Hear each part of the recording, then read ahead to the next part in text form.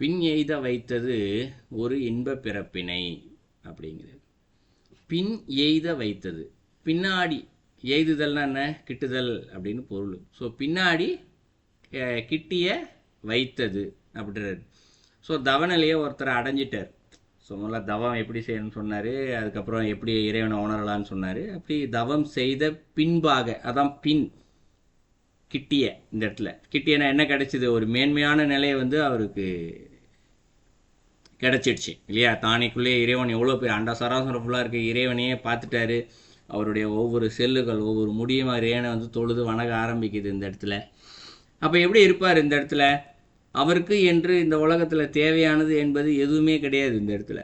அவருக்கு என்ன, அவருக்கு பசி போயிருக்கும், தூக்கம் தாகம் இதெல்லாம் போயிருக்கும் அவருக்கு இல்லையா. ஸோ அவருக்கு தேவையானது என்று ஒன்றுமே கிடையாது இந்த இடத்துல. அப்பேற்பட்ட ஒரு மிகப்பெரிய நிலையை அடைஞ்சிட்டார். அதான் இந்த இடத்துல இன்ப பிறப்பினை அப்படிங்கிற.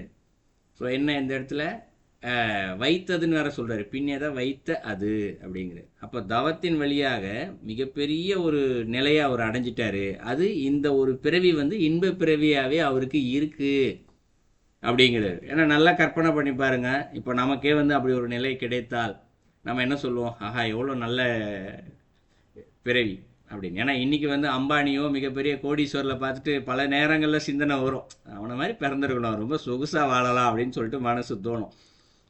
அவனுக்கு எவ்வளோ வியாதி இருக்குன்றது அவனுக்கு தான், கூட இருக்கவங்களுக்கு தான் தெரியும் இந்த இடத்துல. அவன் எவ்வளோ மன பிரச்சனையில் இருக்கான், மன உளைச்சலில் இருக்கான்னு அவனுக்கு தான் தெரியும், நமக்கு தெரியாது இந்த இடத்துல.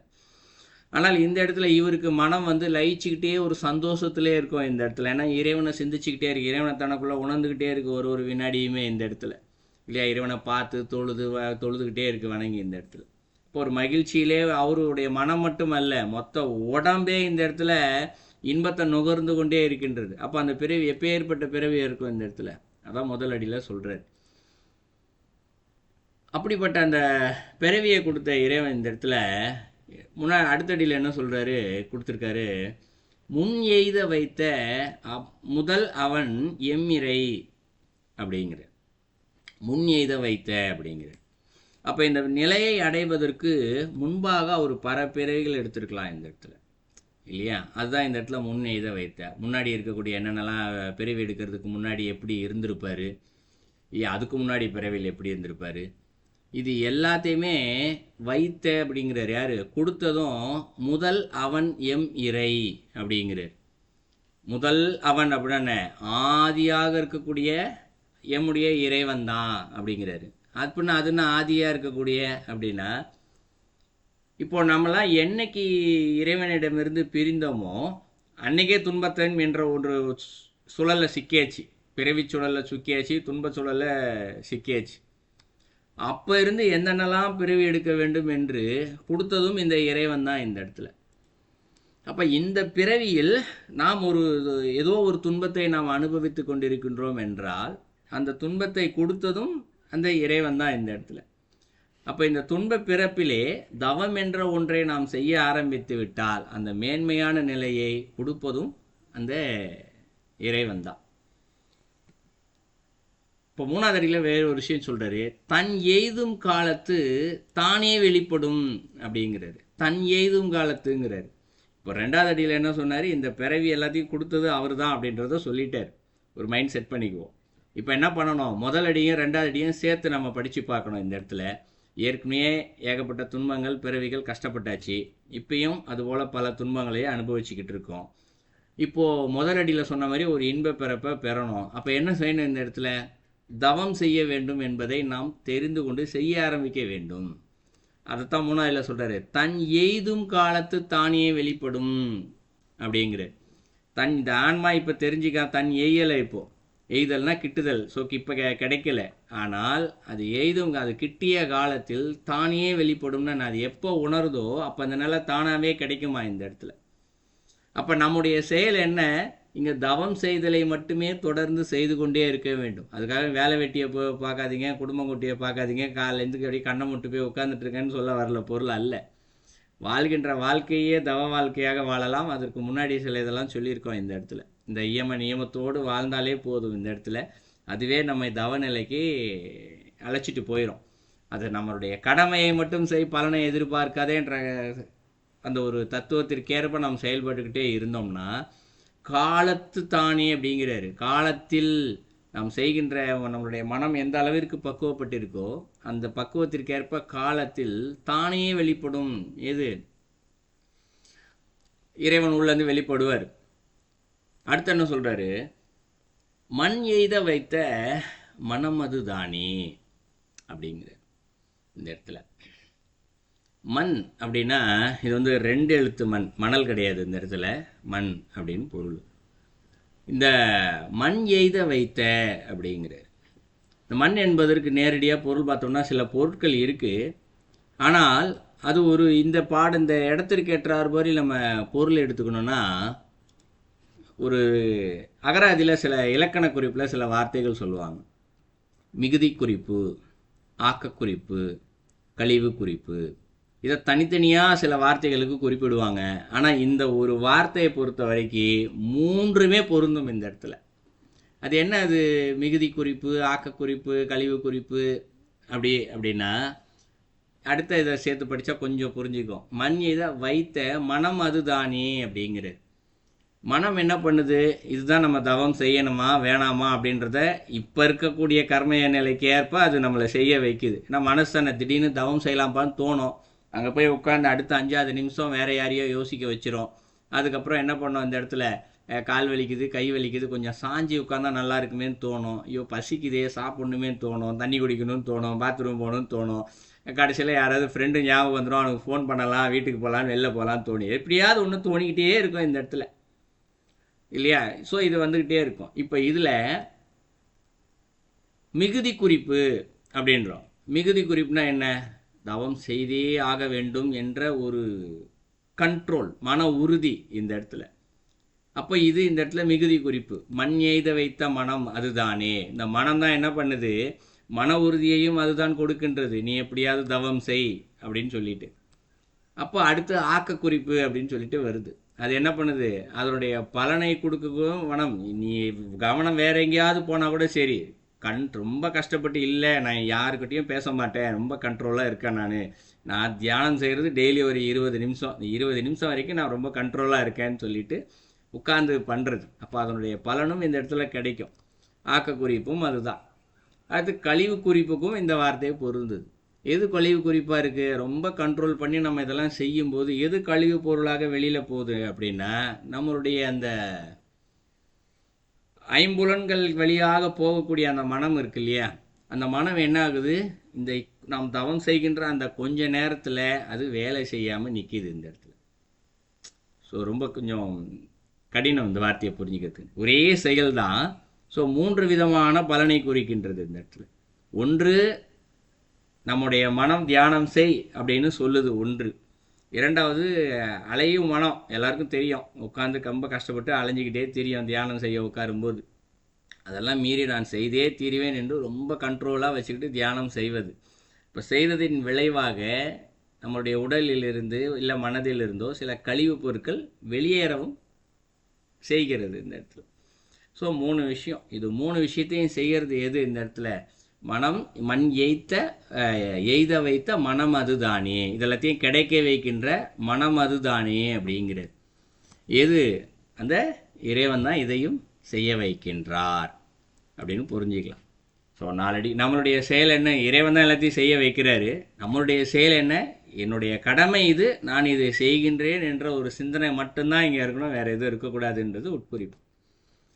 ஸோ நாளடிக்கும் சேர்த்து பொருள் பார்த்தோம் அப்படின்னா,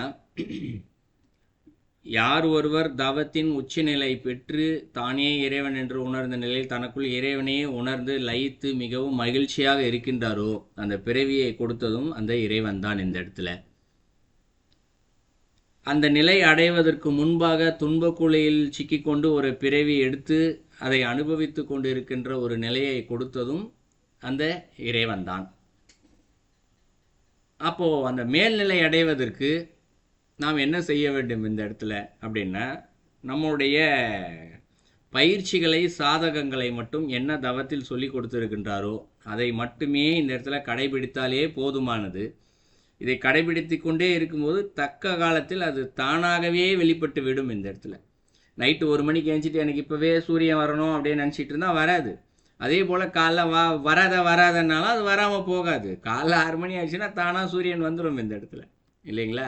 ஸோ அது தானே வெளிப்படும் இந்த இடத்துல. போல் இந்த தவநிலை நம்ம சாதகத்தை மட்டும்தான் செய்கிற வேலையை பார்த்துக்கிட்டே இருக்கணும். மீதி இருக்கிறது தானாகவே வெளிப்பற்றும் இந்த இடத்துல. அது வரைக்கும் இந்த மனம் தான் என்ன பண்ணும், இல்லாத வேலையெல்லாம் செஞ்சுக்கிட்டே இருக்கும் இந்த இடத்துல. செய்யணும்னு சொல்லும், செய்யாதன்னு சொல்லும். செய்கிறதுனால வர்ற நல்லது வந்துச்சுன்னா பாருங்கள் தவம் செஞ்சால் எவ்வளோ நல்லது, எனக்கு அப்படி கிடச்சிருச்சு இப்படி கிடச்சிருச்சுன்னு சொல்ல வைக்கும். துன்பம் வந்துருச்சுன்னா இந்த தவம் செய்யும்போது ஏதோ தப்பு பண்ணுறேன், இந்த மாதிரி உடல் பாதிப்பு வருது, மூச்சு விட கஷ்டமாக இருக்குது, இடுப்பு பிடிச்சிக்கிச்சு இல்லையா, முதுகு வலிக்குது, கால் வலிக்குது, இதையும் அந்த மனம் தான் சொல்லும். செய்ய விடாமல் தடுக்கிறதுக்கும் அந்த வேலையை அதை தான் செய்யும். செஞ்சோடனே அதோட பலனை இன்பவிக்கிறதும் அதுதான் செய்யும் இந்த இடத்துல. அதில் இந்த இடத்துல மூலம் சாதாரண நிலையில் இந்த மனம்தான் இந்த நம்மளுடைய செயலை செய்ய கட்டுப்படுத்துகின்றது. இந்த இடத்துல அந்த மனதிற்கும் இறைவன் தான் இருக்கின்றான். ஸோ நம்மளுடைய ஐம்புலன்கள் இதை செய்ய வைக்காமல் தடுத்து கொண்டே இருக்கும். இயன்ற வரைக்கும் நம்முடைய கொஞ்சம் கட்டுப்பாட்டோடு இருந்து நம்மளுடைய ஐம்புலன்களை சிறிது ஒடுக்கி இந்த தவத்தை செய்ய ஆரம்பித்தோம் என்றால் அந்த முதல் நிலையில் இருக்கக்கூடிய அந்த இன்ப பிறப்பு கிடைக்கும். இதுதான் இந்த பாடலுடைய கருத்து. வணக்கம் ஐயா. சொல்லுங்க ஐயா. ஒரு சாதகர் தவம் செய்து கொண்டிருக்கும் பொழுது அவருக்கு உடல்நிலை பாதிப்பு ஏற்பட்டால், அந்த தவத்தில இருக்க முடியாத ஒரு மனநிலை ஏற்பட்டால் அது இடையில அந்த தவத்தை நிறுத்துவது சரியா தவறா? ஏதாவது தொடர்ந்து இருக்க முடியாத ஒரு சூழ்நிலை, அந்த நேரத்தில் நிறுத்த வேண்டித்தான் இருக்கிறது. ஓகே, இப்போ நீங்க என்ன கேட்குறீங்க, தவம் ஒருத்தர் செஞ்சுக்கிட்டே இருக்காரு, ஒரு சூழ்நிலை வருது, தவத்தை தொடர முடியாத ஒரு சூழ்நிலை வருது, அப்போ அந்த தவத்தை நிறுத்துவது சரியா தவறான்னு கேட்குறீங்க. அதுக்கு தான் ரொம்ப முதல் கேள்வியிலே பதில் சொல்லிட்டாரு. இந்திரனும் தவத்தை நிறுத்த முயற்சி பண்ணுவான், அரக்கர்களும் முயற்சி செய்வாங்க, அதை மீறி செய்தே ஆக வேண்டும், அப்பத்தான் அந்த நிலை கிடைக்கும்னு தான் சொல்றாரு இந்த இடத்துல. அப்போ நீங்கள் சூழ்நிலை என்பதை யார் உருவாக்குறா? இந்திரன் தான் உருவாக்குறான் சூழ்நிலையை, ராட்சசர்கள் தான் உருவாக்குறாங்க. நீங்கள் என்ன பண்ணணும், நீ எப்படி வேணா எனக்கு தடை போடு, நான் செய்கிற கடமையை நான் செய்தே தீருவேன் என்று நீங்கள் தொடர்ந்து செய்து கொண்டிருந்தால் அப்போ தான் இறைவன் வெளிப்படுவார். அப்போ சூழ்நிலை வந்துச்சுன்னா நிறுத்தினா சரியா தப்பானா நிச்சயமாக தப்பு தான். திருமந்திரம் பாடலில் சொல்லப்பட்டபடி என்ன சூழ்நிலை வந்துட போகுது, அதிகபட்சம் உடல்நிலை சரியில்லாமல் போக போகுது. அதிகபட்சம் நிலை சொல்கிறேன் நான், ஒரு 2-3 இருக்கும் அதிகபட்சம். உடல்நிலை சரியில்லாமல் போகுது. உடல்நிலை சரியில்லாமல் போனால் என்ன பண்ணுவோம், படுத்து இருப்போம், அவ்வளோதான். மற்றபடி வேறு வேலை என்ன இருக்குது? தூக்கம் வரப்போகுது, 24 மணி நேரம் தூங்கிக்கிட்டே இருப்போமா? இல்லையே. உடல்நிலை சரியில்லைன்னா கூட கொஞ்சம் தூக்கம் அதிகமாக தான் வரும், நான் மறுக்கலை. ஆனால் நடுவில் ஒரு 1 மணி நேரம் 2 மணி நேரம் தூங்காமல் தானே படுத்து கிடப்போம். கண்ணை மூணா கூட தூக்கம் வராதில்லை. அப்போ அந்த நேரத்தில் படுத்துக்கொண்டே தவம் செய்யலாமே. உட்கார்ந்து அப்படி தியானி போல் மரத்தடிக்கலே உட்கார்ந்து தான் தவம் செய்யணும்னு ஏதேனும் முறை இருக்கா? இல்லையே, இல்லையா? கண்ணை மூடிக்கொண்டு கூட தவம் செய்யலாம். இது ஒரு முறை. உடல்நிலை சரியில்லாமல் தவம் செய்யலாம். அப்போ அந்த சூழ்நிலை, இந்த சூழ்நிலை எப்படி தவம் செய்யுதுன்னு கேள்வி கேட்போம். நம்மக்கிட்ட தான் மனப்பக்குவம் இல்லை, ஏமாத்துது அந்த இடத்துல உடம்பு, இந்த இடத்துல தவம் செய்யாதன்னு சொல்லி. ஒன்று. அடுத்தது, ஏதேனும் ஒரு வீட்டில் துர்சம்பவம் நடந்துருச்சுன்னு வச்சுக்குவோம். யாரோ ஒருத்தர் தவறிட்டார், வயதானவரோ முதியவரோ யாரோ ஒருத்தர் தவறிட்டார். அப்போ இதுவும் சூழ்நிலை தானே, எப்படி இது தவம் செய்வது அப்படின்னு ஒரு கேள்வி கேட்கலாம். இறப்பும் பிறப்பும் முன்னே படைத்த இறைவன் திருமந்திரத்தில் படிச்சுட்டாரு, எழுதிட்டாரு இல்லையா? இறப்பையும் பிறப்பையும் முன்பே படைத்த ஒருத்தர் எப்போ இறக்கணுன்றதை இறைவன் முன்னாடியே படைச்சிட்டார். இந்த இடத்துல ஒரு போய் சேர வேண்டும் என்பது அவருக்கான விதி. இந்த இடத்துல நமக்கான விதி என்ன இருக்குது? அவரை நினச்சி துன்பப்பட்டுக்கிட்டு இருந்தால் அப்போ பாசத்தில் மாட்டிக்கொண்டிருக்கின்றோம் என்பதை நம்ம தெரிஞ்சுக்கலாம். இந்த இடத்துல என்னால் தவம் செய்யப்படலப்பா, அவருடைய வச்சு வருத்தப்பட்டுட்டே இருக்குன்னா அப்போ பாசத்தில் மாட்டிக்கிட்டு இருக்கோம் அப்படின்னு பொருள்.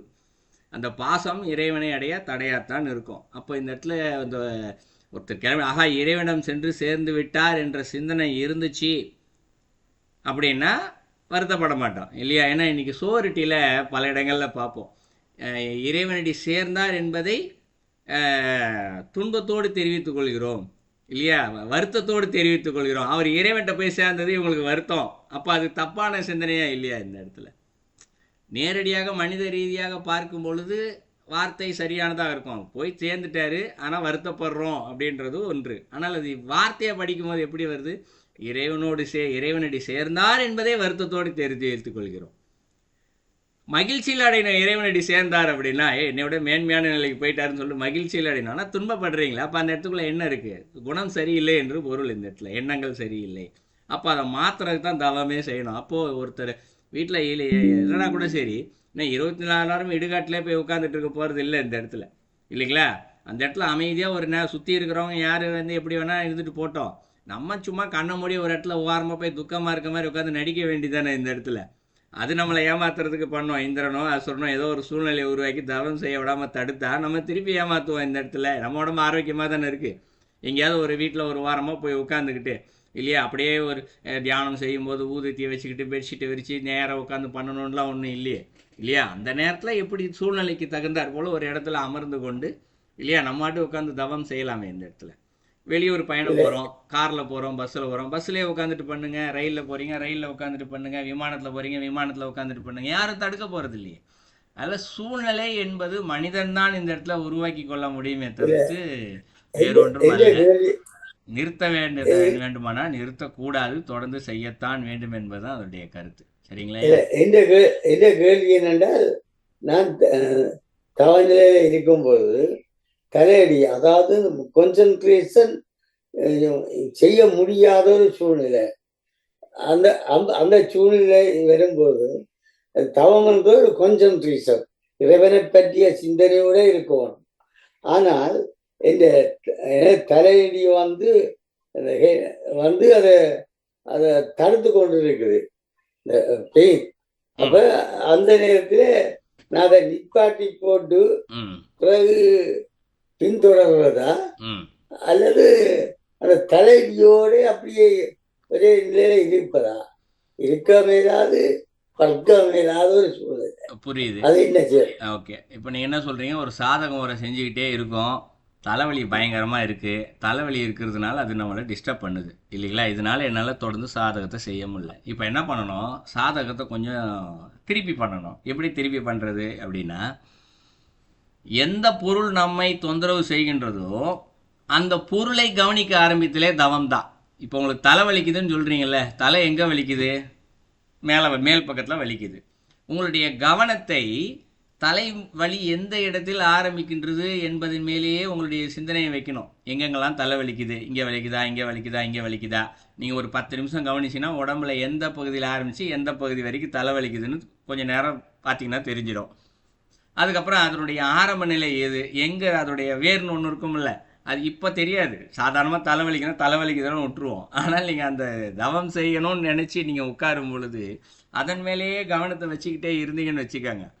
தவத்தை பார்த்து கொண்டு அந்த தலைவலியே பார்த்து கொண்டே இருந்தால் அப்போ நீங்கள் பார்த்துக்கிட்டே இருக்கிற நேரத்தில் உங்களுடைய ஐம்புலன்கள் வேறு வெளியில் போகாமல் இருக்குல்ல. இந்த இடத்துல நீங்கள் உட்காந்துக்கிட்டு தான் அதை செய்யணும்ல. நீங்கள் ஒரு நல்ல சோஃபாவில் நல்லா சாஞ்சி உட்காந்துக்கோங்க, இல்லை படுத்துக்கிட்டு கூட அந்த தலைவலியை கவனிங்க. இந்த இடத்துல ஒன்றும் தவறு இல்லையே. அப்போ அதுவும் ஒரு வகை தியானம் தான் இந்த இடத்துல.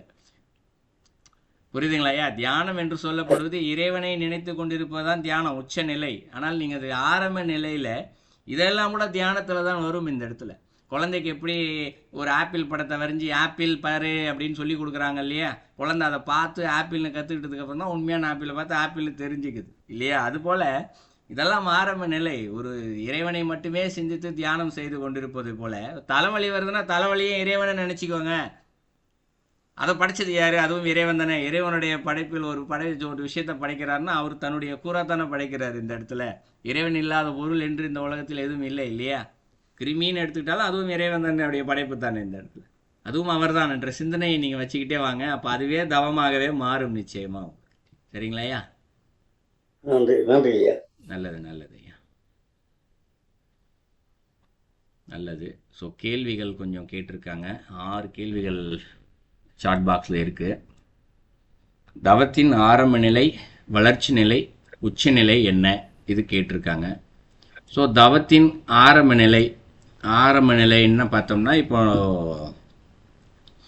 தினசரி நம்ம எப்படி சாப்பிட்றோம், தூங்குகிறோம், தண்ணி குடிக்கிறோம், எந்த வேலை செய்கிறோமோ இல்லையோ இந்த 3 வேலையை கரெக்டாக செய்கிறோம் இல்லையா? சாப்பிட்ற வேலையை கரெக்டாக செஞ்சிடறோம், தண்ணி குடிக்கிற வேலையை கரெக்டாக செஞ்சிடறோம், தூங்குகிற வேலையை கரெக்டாக செய்கிறோம். இந்த 3 வேலையை நாம தான் செய்கிறோம் இந்த இடத்துல. அதுவே வயிறு கேட்டுருது. 4வது ஒன்று இருக்குது, சாப்பிட்டதெல்லாம் கழிவு வெளியேற்றுதல். அது தானாகவே நடந்துடும். நம்மளுடைய பிளான் இல்லை, அது அன்பிளான்டாக தானாக நடந்துடும். இந்த இடத்துல கழிவுகளை வெளியேற்றுதல். உலகத்தில் எந்த செயல் செஞ்சு நடந்தாலும் சரி, எனக்கு தலைவலி வந்தாலும் இதை செஞ்சுருவோம், வீட்டில் யாராவது ஒருத்தர் இறந்து போனாலும் இதை செஞ்சுருவோம், எப்பேற்பட்ட நோய் உச்சக்கட்ட நிலையில் யாருக்கு ஒருத்தர் இருந்தாலும் சரி, இந்த 4 விஷயம் தொடர்ந்து ஒரு மனுஷனுக்கு உடம்புல நடந்துக்கிட்டே இருக்கும் இல்லையா? ஆனாலும் இது எப்பேற்பட்ட துன்ப நிலை வந்தாலும் சரி, இந்த 4 விஷயத்தை தவறாமல் செய்கிறோம் இல்லையா? இந்த 4ஓடு சேர்த்து 5ஆவதாக என்னுடைய சாதகத்தையும் நான் செய்தே தீருவேன், தினந்தோறும் 10 நிமிஷம் நான் உட்காந்து கண்ணை மூடிட்டு உட்காந்துருவேன் அப்படின்னு யார் ஒருத்தர் செய்கிறாங்களோ, இதுதான் ஆரம்ப நிலை ஃபஸ்ட்டு. அடுத்து வளர்ச்சி நிலை. வளர்ச்சி நிலை அப்படின்னு சொல்லப்படுறது என்னென்னா, இது போல் துன்பங்கள்லாம் கொஞ்சம் அதிகமாக வரும், செய்ய விடாமல் தடுக்கும். இப்போ தலைவலி வந்து தடுக்கும், ஏதாவது ஒரு சூழ்நிலை, யாராவது வந்து இப்போ இந்த பாடலில் இந்திரன் ராட்சசன்லாம் சொன்னோம் இல்லையா, அதுபோல் யாராவது ஒருத்தர் நீ ஏன் இதெல்லாம் செய்கிற, அதெல்லாம் செய்யாத, உனக்கு நல்லதில்லை, இப்படி யாராவது ஒருத்தர் வந்து சொல்லிக்கிட்டே இருப்பாங்க. அந்த நேரத்தில் சொல்ல ஆரம்பிச்சிட்டாங்கன்னா நம்ம கொஞ்சம் கரெக்டாக செஞ்சுக்கிட்டு இருக்கோன்னு பொருள். இரண்டாவது அதனுடைய பலனை நுகருதல். இந்த இடத்துல வளர்ச்சி நிலையில் என்ன மாதிரியான பலன் இருக்கும் அப்படின்னா, தவம் செய்ய ஆரம்பிக்கும் பொழுது நம்மளுடைய உடல்நிலை சிறிது மேன்மை அடைஞ்சிருப்பதை புரிஞ்சிக்கலாம். உடம்பு கொஞ்சம் ஆரோக்கியமாகும். இந்த இடத்துல ஒன்று, இந்த முகம்லாம் கொஞ்சம் பார்த்திங்கன்னா அந்த முகத்தில் இருக்கக்கூடிய சுருக்கங்கள்லாம் போக ஆரம்பிக்கும், கொஞ்சம் முகம் மாறி இருக்கும், சைனிங் ஆகும் இந்த இடத்துல. இது வளர்ச்சி நிலை. உச்சநிலை அப்படின்னா அது திருமந்திரத்திலே பாடலில் சொல்லிட்டார், மொத்த உலகம் அண்ட சராசரமாக இருக்க இறைவனையே நமக்குள்ளே உணர்ந்துடலாம் இந்த இடத்துல. இதுதான் உச்சநிலை இந்த இடத்துல. ஸோ 3 நிலைகள். இரண்டாவது கேள்வி, 5ஆம் தொழிலில் மகேஸ்வரனின் மறைத்தல் தொழில் மற்றும் மாயையின் மறைத்தல் வேறுபாடு, செயல்பாடு அல்லது வேறுபாடு என்னன்னு கேட்டிருக்காங்க. செயல்பாடு வேறுபாடு என்னன்னா, மறைத்தல் தொழிலை 2ஆக புரிஞ்சிக்கலாம் அவங்க சொன்ன மாதிரியே. ஒன்று, இது மறைஞ்சி இருக்கிறதுனால தான், இறைவன் தன்னை மறைத்து கொண்டு இருப்பதனால தான் நம்மளுடைய ஆசைகளை அனுபவித்து கொண்டு நம்மளுடைய கடமைகளை செய்து கொண்டு இருக்கின்றோம். அதனால தான் அவர் முதல்ல மறைத்தல் தொழிலே செய்கிறாரு முதல்ல இல்லையா? ஏன் இறைவன் மட்டும் இந்த இடத்துல நமக்கு தெரிஞ்சிருந்தாருன்னு வச்சுக்குவோம், உணர்ந்திருந்தாருன்னு வச்சுக்குவோம், நம்மளால் இறைவனை நம்ம உணர்ந்துட்டா கூட நம்மளால் இறைவன்கிட்ட போக முடியாது. ஏன்னா இந்த பக்கம் ஆசைகளையும் அனுபவிக்க வேண்டிய கர்மாக்கள் வினைகள் நிறைய இருக்குது. அனுபவிச்சா தான் அங்கே போக முடியும், அனுபவிக்காமல் போக முடியாது. ஸோ இந்த ஒரு ஆற்றுல ஒரு கால் சேத்துல ஒரு கால்னு சொல்லுவாங்க இல்லையா, அந்த மாதிரி என்ன பண்ணுவோம், இருக்கிற பந்த பாசத்தையும் அனுபவிக்க முடியாமல் அவர்கிட்டையும் போக முடியாமல் மனம் வந்து பித்து பிடிச்ச மாதிரி சுற்றிக்கிட்டு இருக்கோம் இந்த இடத்துல. அதனால தான் இறைவன் என்ன பண்ணுறாரு, நான் என்னைய மறைச்சிக்கிறேன், நீ என்ன பண்ணு, உன்னுடைய ஆசை எல்லாத்தையும் தீர்த்துக்கிட்டு வந்துடு நீ அப்படின்னு சொல்லிட்டு கொஞ்சம் மறைச்சிட்டு நிற்கிறாரு. இது அவருடைய மறைத்தல். இன்னொன்று இந்த இடத்துல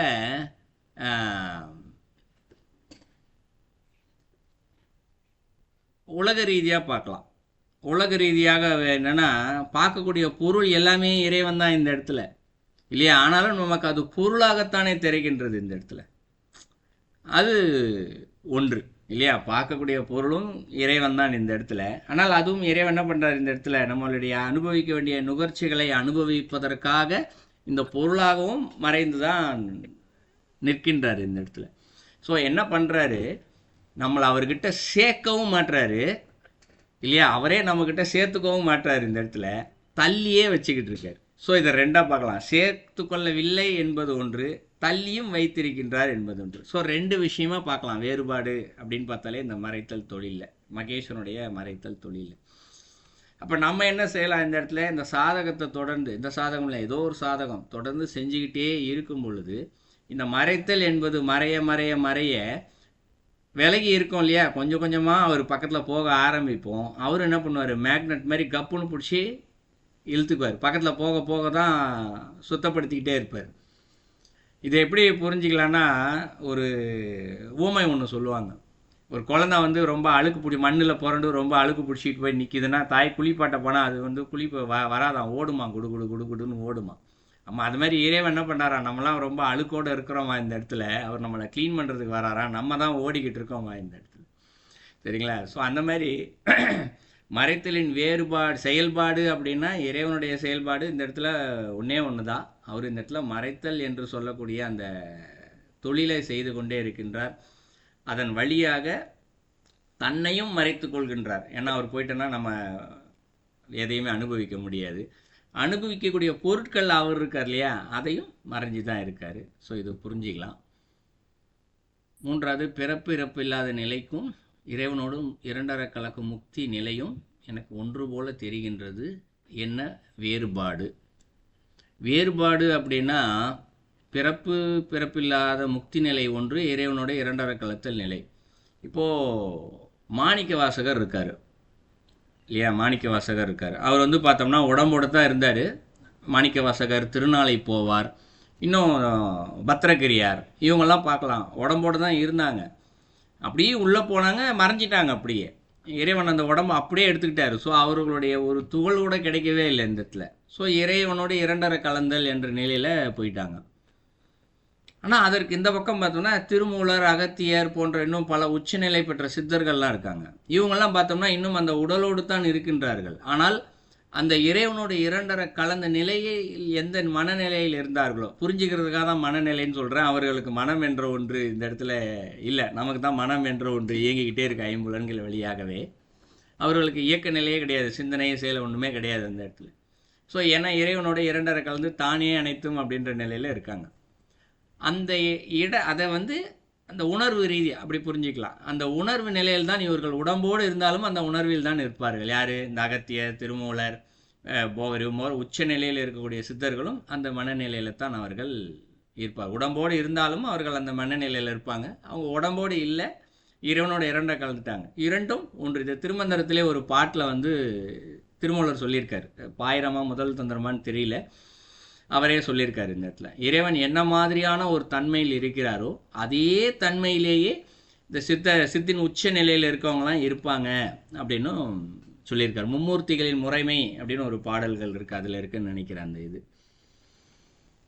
ஸோ அதனால் ரெண்டுமே ஒன்று தான். ஒன்று போல தெரிகின்றது என்ற வார்த்தையை விட இரண்டும் ஒன்றுதான் அப்படின்றத புள்ளி வச்சுக்கலாம். போல தெரிகின்றதுன்றது கூட இல்லை, ஒன்றுதான் என்பதை உண்மைதான். இந்த இடத்துல வேறுபாடு என்னன்னு பார்த்தா, இவங்க உடம்போடு இருக்காங்க, அவங்க உடம்போடு இல்லை, அவ்வளோதான். மற்றபடி வேறு ஒன்றும் கிடையாது. அடுத்தது, யாராவது அடித்தால் கூட கோபத்தில் அடித்து விட்டார் என்று விலகி செல்வது எப்படி, ஏன், எதற்காக? தவறை கண்டிக்க வேண்டாமா அப்படின்னு கேட்குறீங்க. முதல்ல அவர் வந்து அடிக்கிறாரு, அது தவறா இல்லையான்னு நமக்கு எப்படி தெரியும்? நம்முடைய பார்வையில் அது தவறாகத்தான் இருக்கின்றது. இந்த இடத்துல இறைவனுடைய பார்வையில் அது எப்படி இருக்கும் என்று நமக்கு தெரியாது. இறைவனுடைய பார்வை நமக்கு தெரியவே தெரியாது. ஏன் தெரியாது அப்படின்னா, இப்போ இதை புரிஞ்சுக்கிறதுக்காகத்தான் சொல்கிறேன் இந்த வார்த்தையை. இப்போது ஒரு நபர் வந்து இன்னொரு நபரை அடிச்சிட்டாரு இந்த இடத்துல. இப்போ இவர் என்ன பண்ணுறாரு? இறைவன் என்னை அடித்தார் அப்படின்ற மனநிலையோடு இருந்தாருன்னு வச்சுக்குவோம்.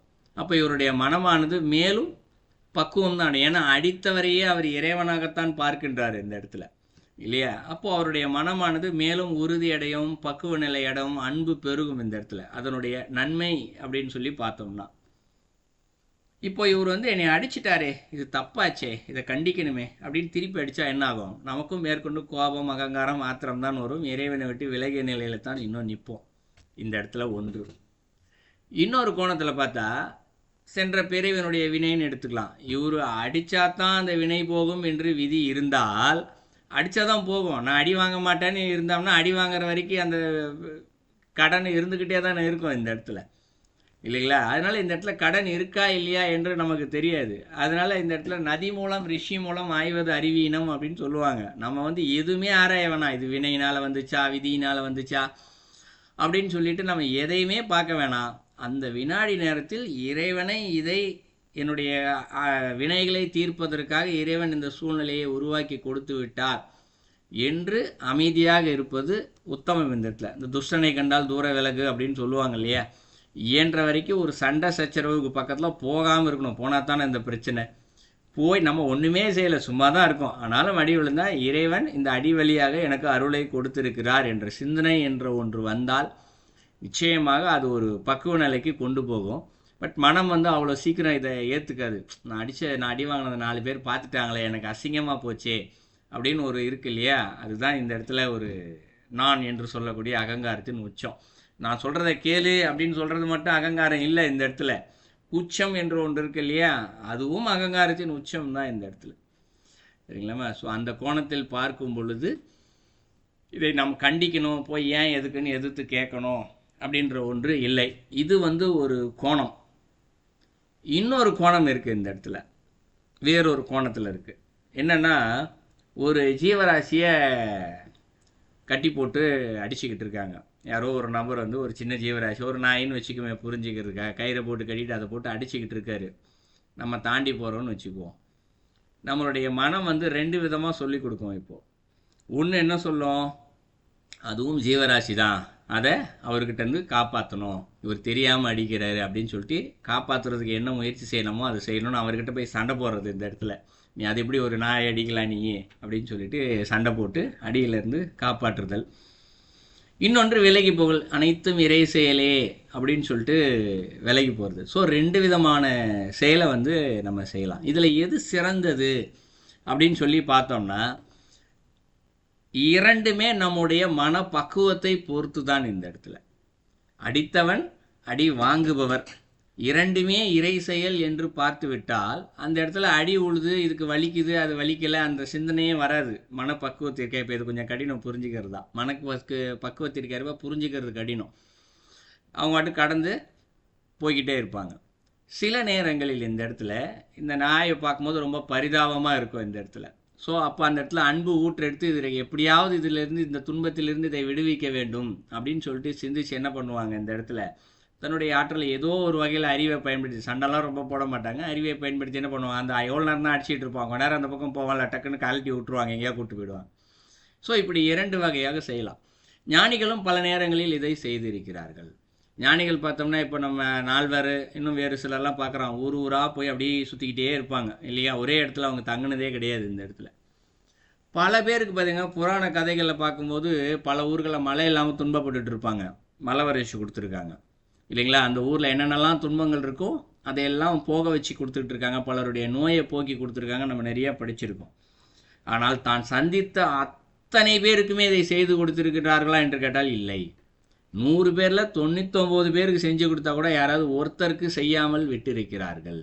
ஏனென்றால் அவர்கள் அதை அனுபவித்தே ஆக வேண்டும் என்பது அவர்கள் விதியாக இருக்கும். அதனால் இவங்க என்ன பண்ணுறாங்க, கண்டும் காணாதது போல் அனைத்தும் இறைவு செயல் அப்படின்னு சொல்லிட்டு அந்த இடத்த விட்டு கடந்து போவதையும் நம்ம பார்க்கலாம். ஸோ ஞானிகளும் அப்படி இருந்திருக்கிறார்கள். ஸோ காரணம் வந்து இதுதான், அவர்கள் மனப்பக்குவத்திற்கு அந்த நேரம் இறைவன் வந்து உள்ளேருந்து ஏதாவது ஒரு வகையில் உணர்த்துவார், யாராக இருந்தாலும் சரி. ஸோ அதன் வழியாக நம்ம நடந்துக்கலாம் அந்த இடத்துல. அது இறை செயல் என்ற ஒரு உணர்வு மனப்பக்குவம் தான் வேணும் இந்த இடத்துல. ஸோ அதன் வழியாக போனோம்னா இந்த விஷயத்துலேருந்து நம்ம தப்பிச்சிடலாம். இதுதான் ஒன்று.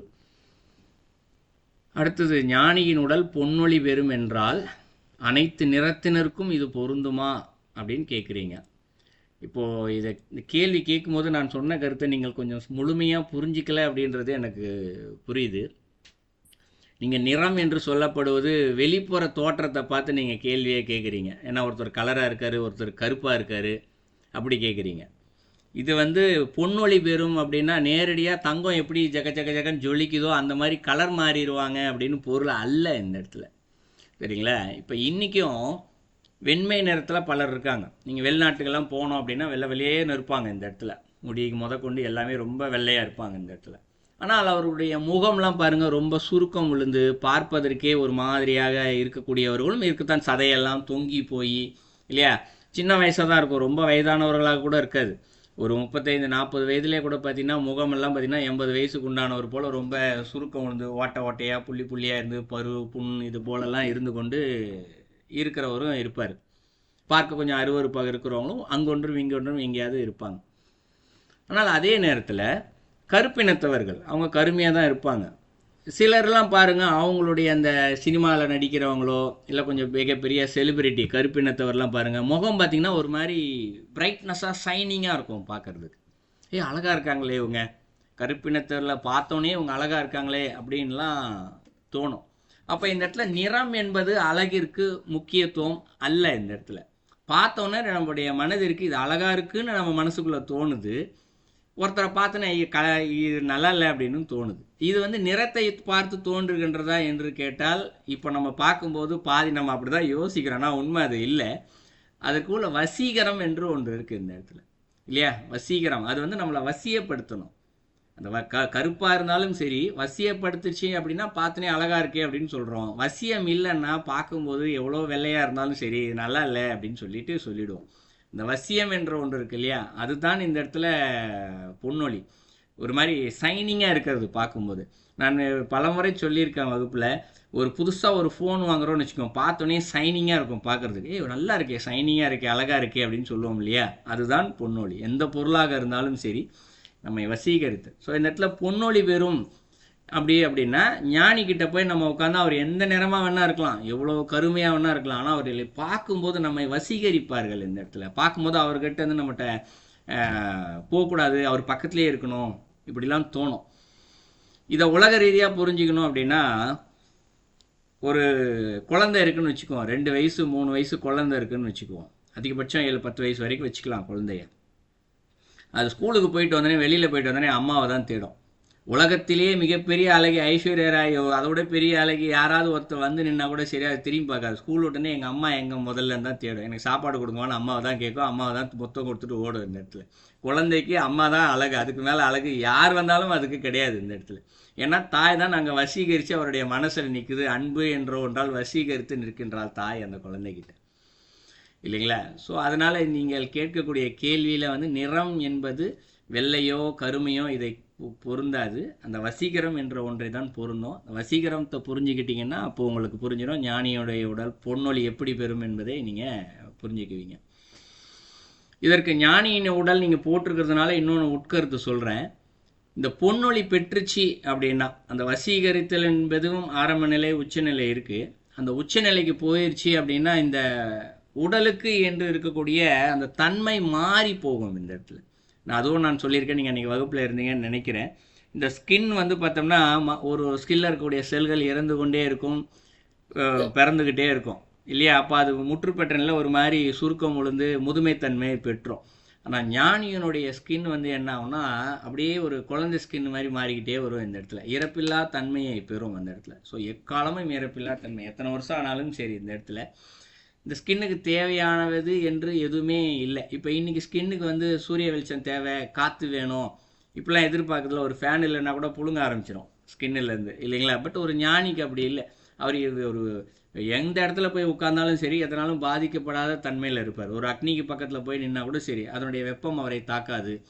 ஒரு குளிரில் போய் உட்காந்தா கூட குளிர் அவருடைய ஸ்கின்னை எந்த வகையிலையும் தாக்காது இந்த இடத்துல, சரிங்களா? ஸோ இந்த ஒரு கோணத்துலேயும் பொன்னொழி பெறும் என்பது அந்த ஒரு கோணத்தில் இருக்கும். வெளியில் இருக்கக்கூடிய எதனாலும் பாதிக்காத ஒரு உடல், இன்னொன்று எதை வசீகரிக்கக்கூடிய உடல். ஸோ 2 வகையாக நீங்கள் புரிஞ்சிக்கலாம். உங்களுடைய கேள்விக்கான பதில்.